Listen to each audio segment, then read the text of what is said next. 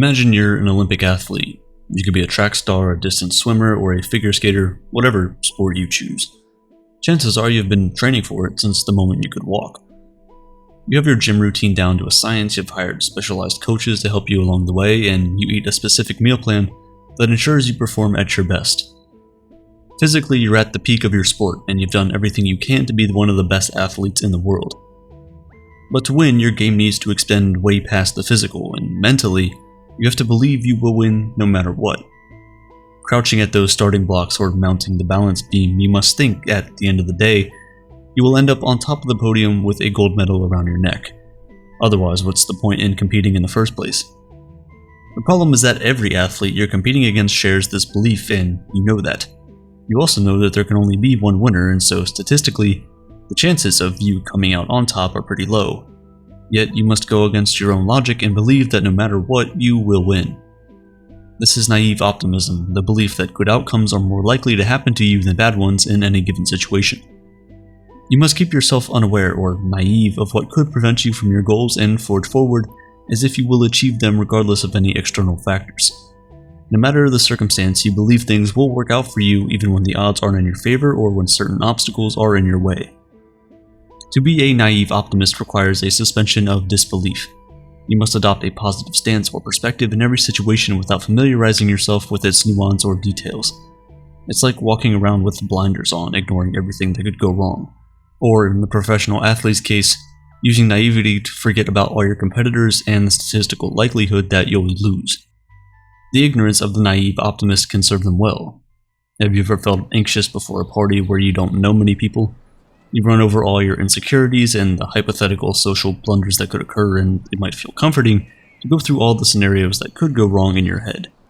What will you do if you spill your drink all over someone or forget the name of a person who swears you've met before? But is it really comforting, or do you just end up feeling anxious and worried throughout the party, forgetting to enjoy yourself or meet the new people?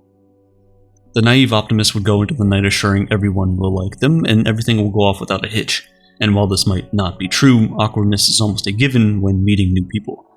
When you have positive expectations, you stop anxiety and catastrophic thinking in its tracks. You go into the party with a more open demeanor and making it more likely that you will make a good impression. You could have a similar attitude when interviewing for a job. Believing you'll do well and achieve the desired outcome makes it more likely to happen. Blocking out the negative possibilities helps you focus on all the good things that could happen. It prepares you to confidently communicate your credentials and why you would be the best choice for the role instead of worrying about why you might not be. To take your naive optimism to the next level, you would prepare for the interview as if you already have the job, despite the other candidates interviewing for the same role. As someone who overthinks, I sincerely understand just how difficult naive optimism can be. Mental health issues like anxiety and depression and even just regular worries and life struggles can prevent us from seeing the bright side of anything. This is why I've been hoping to start going to therapy to help give me the tools to see life as glass half full instead of half empty.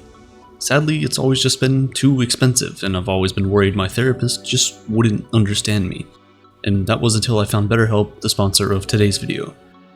BetterHelp's mission is to make therapy more affordable and accessible for everyone. Simply by answering a few questions, BetterHelp can match you to a professional therapist in as little as a few days.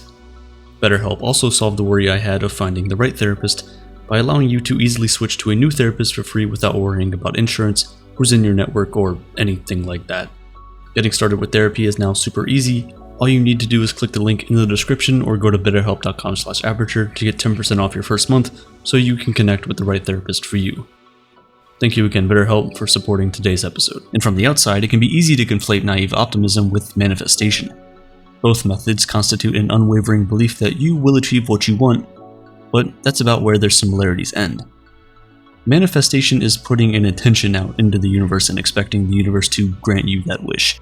It relies heavily on energy and things like journaling and visualization, and at least how it's been popularized suggests that something will happen even if you don't work for them.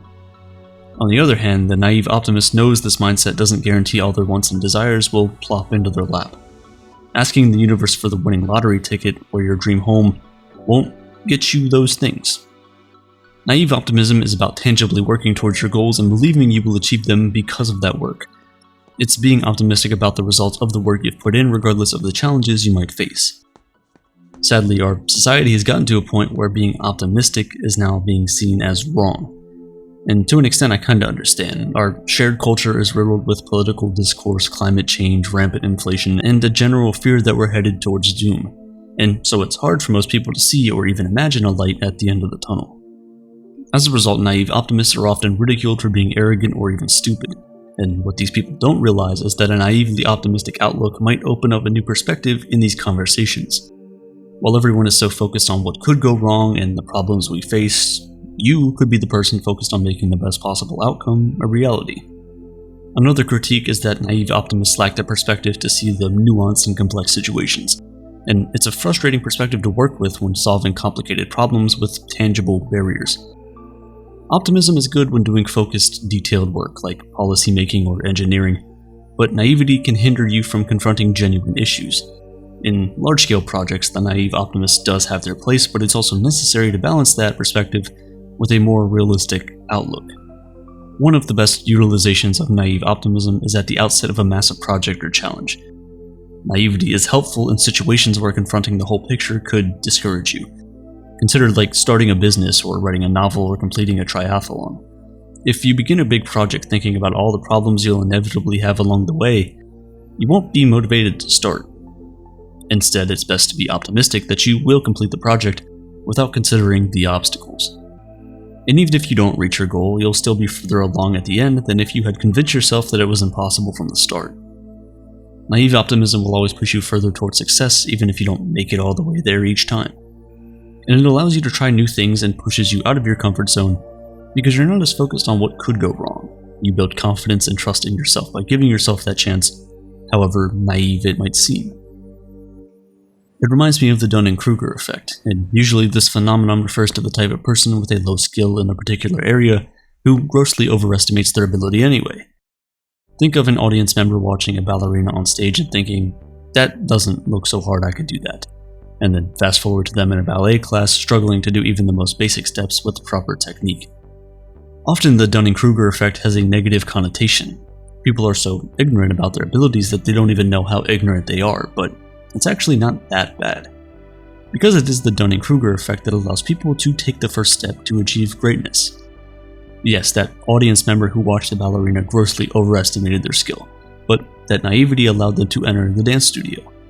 And sure, they may have two left feet at first. Still though, through perseverance and an unwavering belief that they can succeed, in just a few years of training, they too will be pirouetting and leaping across the stage, while another audience member watches and thinks to themselves, "I'm pretty sure I could do this." This is why kids learn stuff so quickly. If you've spent significant time around children, especially toddlers, you'll notice they're very optimistic about their abilities, and overly so. From dressing to pouring juice to cutting their hair, they think they can care for themselves despite their lack of life skills. But their naive optimism is what builds those skills. It allows them to practice, so eventually, one day, the orange juice ends up in the glass instead of all over the floor. Older children also tend to overestimate their abilities, allowing them to have zero fear when trying new things. They're like little sponges eagerly soaking up information.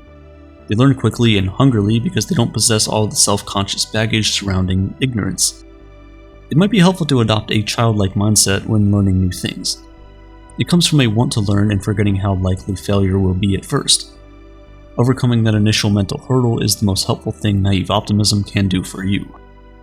Another instance where naive optimism can aid you is when facing a difficult life decision.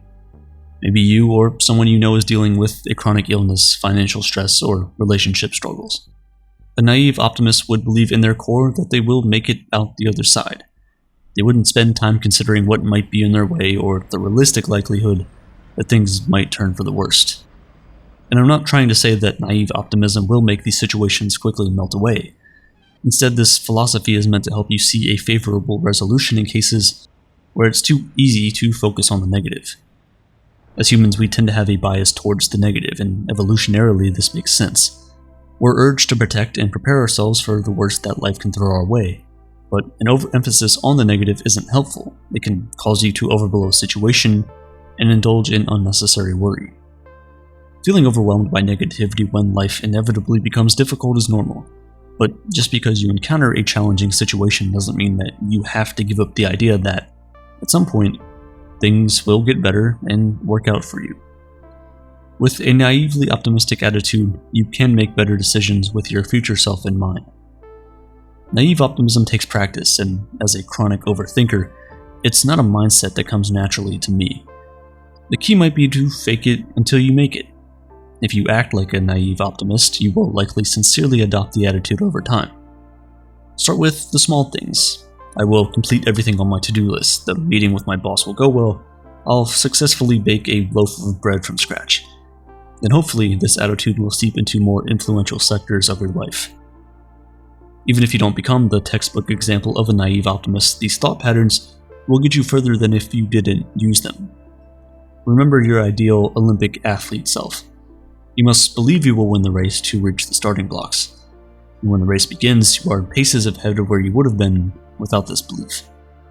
Even if someone runs faster and beats you, the idea that you would win still did more for you than the belief that you'd lose.